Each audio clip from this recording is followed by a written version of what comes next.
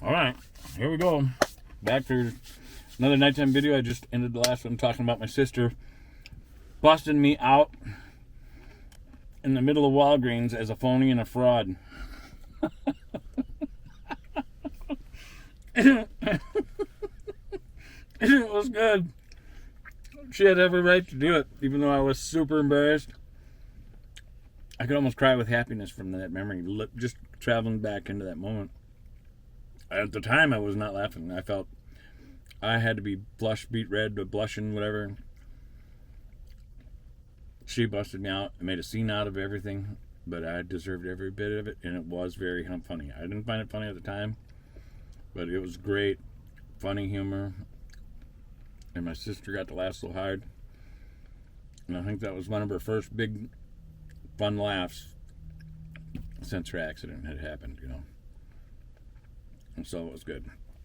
And that was me being in another manual wheelchair because I told my sister she wanted an electric wheelchair to be lazy, and I said, nope, you're getting a manual one. Because I wanted her to build her arms up. And I stuck my ground on it. And there was later times, because my dad had already died, our dad. So, and I told my stepmom after she got in the accident when she was in the hospital, before she got out of the hospital, because she was in the hospital for almost a year. She was in coma for a while. I don't know, it was a big process. But anyway, I told my stepmom as long as she was okay with it, I was going to move back to the house, which was my grandpa's house that was then my dad and my stepmom's and stuff, and my sister Stephanie. I said, you're okay with it? I said, this is a lot for you to go through. And my stepmom was having it was hard for her because she'd already lost her husband, my dad, and now their baby girl was paralyzed in a coma in the hospital and then coming out of the coma and stuff. And I just knew that was going to be so much for her to have to deal with on her own. And it'd be a lot for my sister too. So I felt like I was supposed to take up my dad's role, and do the best I could do. So, of course, once my sister was getting ready to get out of the hospital, come home, and wanted an electric wheelchair and be easy, I said, no, you're going to get a manual wheelchair, and I'll keep the other one when you get your new one, and if I can do it, you can do it, And that's because I knew how important it was for her to build up her muscle strength to give her a longer life. If she would have got just an electric wheelchair right away, her odds of living longer would have decreased,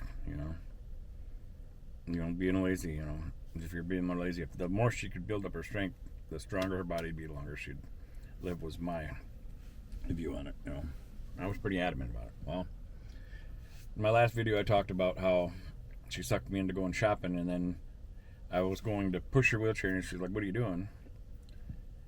You said if you could do it, I could do it, you could do it, or whatever, so, and she was right. So I hopped in the other wheelchair, and we're going to go a half mile to the hospital and a half mile back, and whatever journeying in between. So we're going to be doing over a mile in a wheelchair, up hills, down hills, then you got to try to get up curbs and stuff.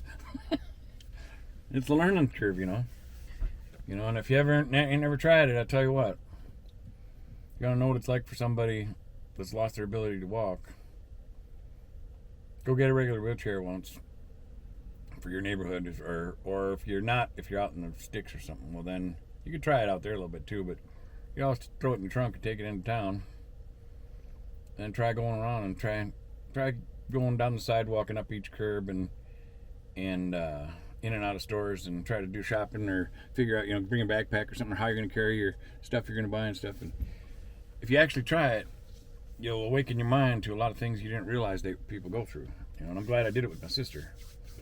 It sure helped me understand what she was going through more. There's no way I could totally understand what she was going through because I wasn't paralyzed. I was just trying it in a wheelchair, and I could still lean forward and backwards and stuff to get stuff to reach. She couldn't do that because since she couldn't feel from here down, she didn't have use of those muscles.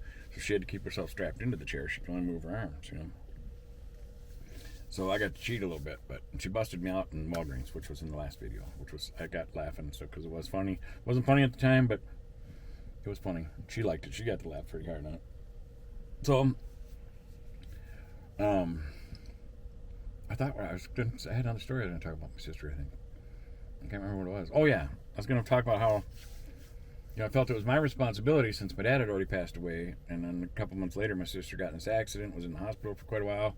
Now she was coming home, and I told my stepmom, as long as she was okay, I'd like to come move into the house and be there for her and Stephanie to help them through this all, because I knew it wasn't going to be easy, and it was a lot for my stepmom. She was such a wreck over it, and she was a wonderful woman, but we had to get her tranquilizer stuff just so she could stay calm down or sleep at night, and which is understandable. It's her baby girl, and it's a whole. My dad died, and now this happened, and all that, so. But and she was very happy. She said, "Yes, you're always welcome at the house," and I'm glad that. But I wanted to make sure she was okay with it, which I was pretty sure she would. So, and it was good that way. Mom wasn't alone, and always had me there to be part of it all. This transition that was going to happen now that. Her little girl and my sister wasn't going to be able to walk anymore. And I used to push her around the Pampers box when she was a little baby. I'd put her in that little box, and I'd go sliding across the carpet, running all around. And, this is a short one, but it's my friend calling. I'm going to answer it. I don't know if I'm going to stitch another one together to this. I'll try to remember what I was talking about. Otherwise, God bless you. Thank you for watching. And we'll see you on the next one. I've got a mission that is impossible right here. See ya.